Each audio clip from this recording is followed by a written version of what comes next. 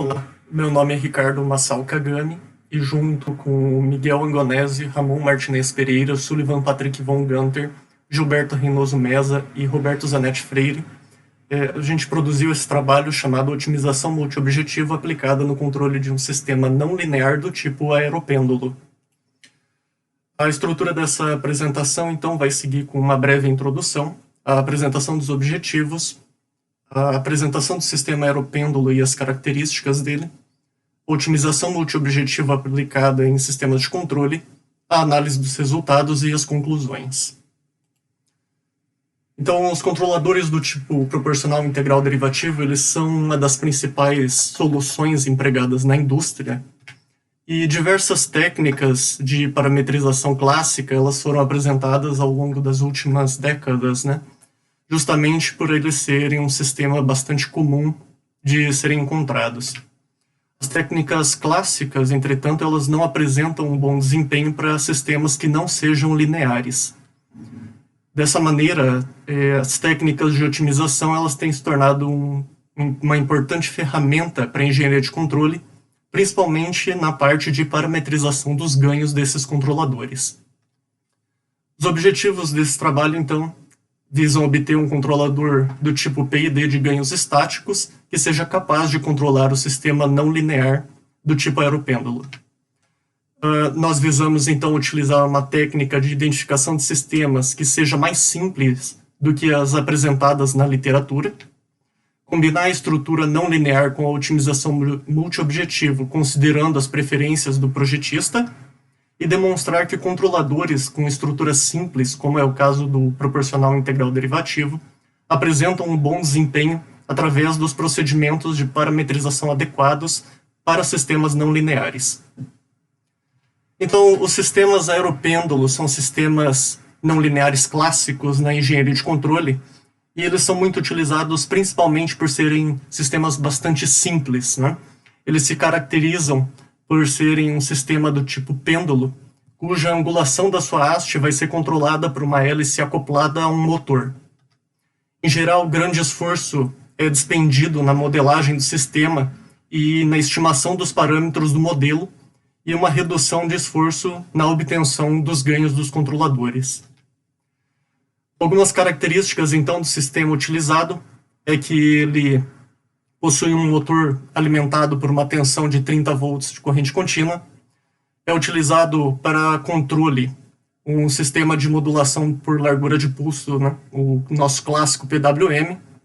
A faixa de atuação dele é de 100 graus, com uma folga de 9 graus em relação à condição de repouso, e um transdutor de saída é um potenciômetro que fornece um sinal digital relativo aí à angulação da nossa haste.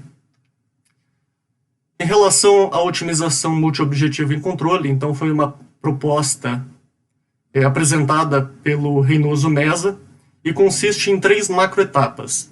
A formulação do problema multiobjetivo, no qual nós obtemos o modelo paramétrico do sistema e definimos as funções custo, o processo de otimização multiobjetivo, com a aplicação de um algoritmo multiobjetivo, consequentemente obtendo a fronteira de Pareto, e a tomada de decisão multicritério, onde nós aplicamos um método de auxílio à tomada de decisão e obtemos uma solução factível para o nosso problema.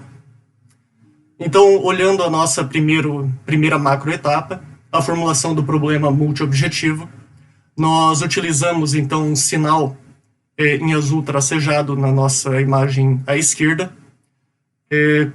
que tem uma característica de ser um sinal do tipo degrau com amplitudes aleatórias, né, e tempo fixo de 10 segundos, diretamente na nossa planta, que é apresentada aqui na figura à direita.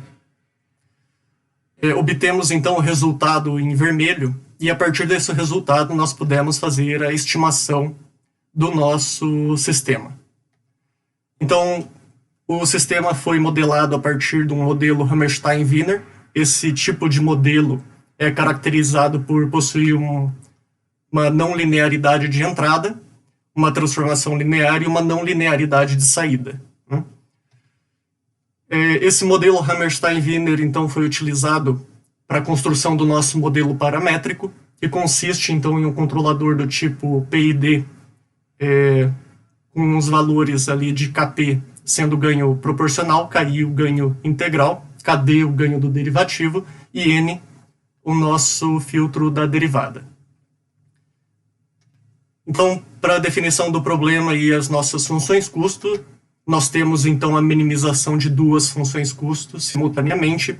A primeira delas é a integral do valor absoluto do erro e a segunda, a variação total do sinal de controle. Ambas, então, relacionadas com o nosso vetor de parâmetros, que consiste, como eu comentei, do nosso ganho proporcional, integral derivativo e o filtro da derivada, e todos os valores limitados ali a um intervalo de 0 a 10 obtidos pelo ganho crítico da parte linear do nosso modelo Hammerstein-Wiener. Para o processo de otimização multiobjetivo, então o algoritmo genético de classificação não dominado, o NSGA2, foi utilizado. Os parâmetros foram 100 indivíduos, 100 gerações, probabilidade de cruzamento 90% e mutação 25%. Ressaltando então que esses dois últimos valores são os valores indicados pela publicação original do Debye como sendo as probabilidades ideais para o método. Com isso, nós obtivemos então a fronteira de Pareto para as funções custo. Como nós podemos observar aqui pela nossa figura, uma grande quantidade de possíveis soluções foram obtidas. Entretanto, a análise dessas soluções individualmente acaba sendo muito difícil, né? Para isso, então, nós entramos na terceira macroetapa, que é a etapa de tomada de decisão multicritério. Então, inicialmente, nós fizemos uma filtragem das soluções que tiveram tempo de resposta superior a 60 segundos, uma vez que não era desejado um tempo de resposta tão lento. E, posteriormente, nós aplicamos o método do processo analítico hierárquico, o AHP, proposto pelo SAT, onde nós incluímos 3 novos critérios para a análise. Então, sendo RT o tempo de subida, MP o máximo pico após uma mudança de referência, e o TST 2%, então o tempo de estabilização a 2% de erro. Então, das 72 alternativas que nós avaliamos, né, obtivemos nessa fronteira de Pareto filtrada, então o método AHP sugeriu um controlador com os ganhos apresentados na parte superior desse slide, cujo processo de otimização foi analisado sobre uma resposta a um degrau de amplitude de 45 graus. É interessante nós observarmos o valor da integral do erro apresentado como 3.740 e a variação total do sinal de controle de 222,4, sendo valores razoavelmente pequenos para o nosso tempo de 100 segundos. O tempo de subida de 2,6 segundos, o tempo de estabilização de 5,7 segundos e ainda não apresentando máximo pico para esse degrau de amplitude de 45 graus. Aplicando, então, esse controlador em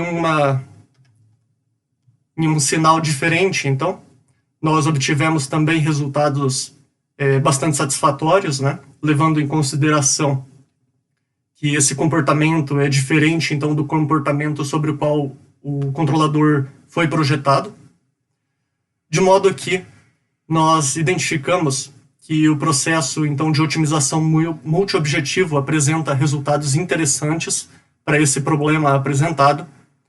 A utilização do método HP por considerar as preferências do usuário em uma comparação por pares de critérios, ele se mostrou uma abordagem bastante interessante para o caso de seleção de controladores, uma vez que é possível definir qual dos critérios é mais importante ou menos importante para o tomador de decisão. E como próximas etapas, nós visamos a aplicação dos procedimentos em controladores que não sejam lineares e o confrontamento da abordagem apresentada com outras técnicas que já são presentes na literatura. Dentre as nossas referências, então, nós temos aqui apresentadas algumas, ressaltando aqui as números 5 e 7, então, do método de otimização multiobjetivo aplicado a controle, e o 7 do SAT, do método AHP. Eu agradeço a participação de todos e fico aberto a perguntas. Muito obrigado.